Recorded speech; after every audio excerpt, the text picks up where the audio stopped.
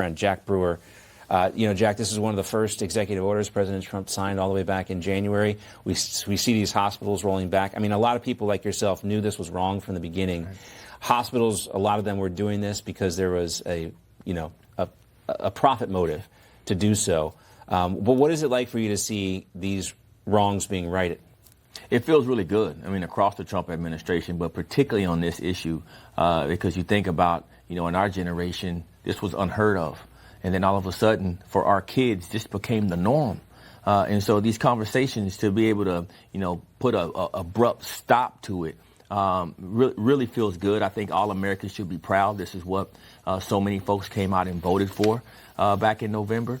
And I think to see it actually coming to fruition, this administration needs to get a lot of credit for it, because we were becoming the laughing stock of the world. When you talk about major hospitals, literally castrating kids. It's unbelievable. And there were doctors who also spoke out against this, and for doing so, many of them were fired. That's right. Many of them were fired, similar to our military that wouldn't take shots. It's like, at so many different parts of our government and various agencies and professions were being weaponized by our government, by the judicial system. And so now we've done a complete 180 in standing for just normalcy and common sense again. And so it really feels good. I hope these doctors all get compensated for all that's happened. I think you'll start to see this next. But America's back to reality, and I think we're back to our deserved place in the world of being the place of common sense, hope and dreams. Yeah, a lot of people like to talk about how, science and religion don't always go together. But on this issue in particular, that's not the case. This is, a fundamental fact of both science and religion. Boys can't become girls. Girls can't become boys. In any religion. All right. You want to talk about, I don't care what you are, Christian, Muslim, if you're Jewish. We all believe that God created us. And he is our creator. And I think anything that goes against that must be stopped, because that's coming from an evil place.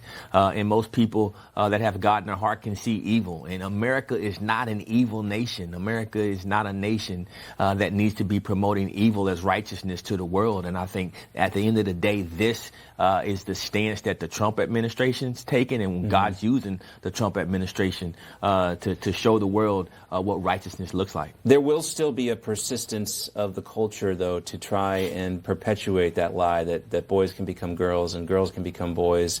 What now needs to be done to fight back against that? We need to all get behind Riley Gaines and tell Riley to keep talking, because she just meant so much for this. When you start to think about the tussle between her and Simone Biles, I think Simone has got a reality check. I think she knows she's wrong too, and so I think that's what it's about. I think people became so woke that their realities were off in a lot of ways, and it became almost cool to talk the craziness of transgenderism and changing your gender. And I think now we're back to where it's becoming cool to talk about God, to talk about righteousness, and to talk about truth. Yeah, you think about Riley Gaines, and the fairness issue is one side of this.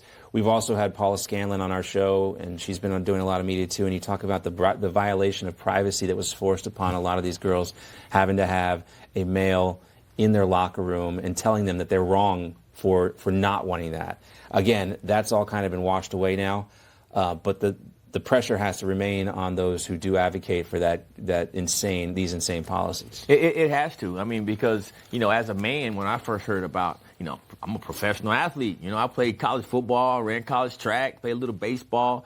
And so the thought of a woman being on the field with me, made me mad. And so I started thinking about the field. And then I met Riley Gaines, and she told me the personal stories about having to look at a guy's testicles in the locker room with you. And then you start thinking about your little girl and your daughter, and you're like, wait a minute, man. Yeah. We have gone too far. And so I think America's united on this topic. And I think this is a lot of the reason why President Trump won, John, to be honest with you. Yeah, it was one of those 80-20 issues that just, when you look back in hindsight, you wonder how it even got that far. Bud Light and Dylan Mulvaney and all that other stuff that was associated with it, just wild stuff. And I think, we start to see the common sense returning to places like the U.S. Olympic Committee and the Paralympic Committee. They're now issuing a ban on men competing in women's sports. Yes. I mean, unfortunately, it took a man beating the crap out of a woman in boxing to make this happen. But the good news is here at the Los Angeles Games in the summer of 2028, we won't have any of this nonsense taking place. No doubt. And they knew better. You're not going to bring that to the Trump administration's Olympics ceremony. I mean, can you imagine? But what an amazing time. We got the Olympics coming. We got the World Cup coming. We're turning 250 years old. We don't need this nonsense. I think the IOC understands that quite well, and they realize that the tide was shifting, and that, you know, they had to end this lie, because that's what it is. It's just a lie to the people. And I think your point about the boxing situation just angered so many people around the world, to see a man beating up on a woman. All the things that women have fought for, domestic violence prevention, and all of these amazing things that women have accomplished in sports, to see that all coming to an end left everyone sick. And so things are changing, and God bless America for it. Well, I mean, people like you have fought for these changes publicly. You've risked a lot, what wasn't, popular to do. Is there a sense of vindication for you? Total vindication, man. I remember, just 5-6 years ago, I talk about some of these issues, John. I get hate mail, hate speech. I'm from Minnesota, a super liberal place where they were really promoting this stuff. And so I've taken stands against Governor Tim Walz the entire time. When he speaks, I speak back. And so this is very vindicating. And I think, it just shows you when you speak the truth and you stay rooted in God, in the love of God, you'll always prevail, because darkness will never overcome light. I love it, Jack. And love having you here with us in studio. Great to see you as always. Great to be back. And looking forward to the next time I get to see you. Yeah, God bless you, John. You're All right, a great man. We got a podcast coming out, Jack Brewer's podcast.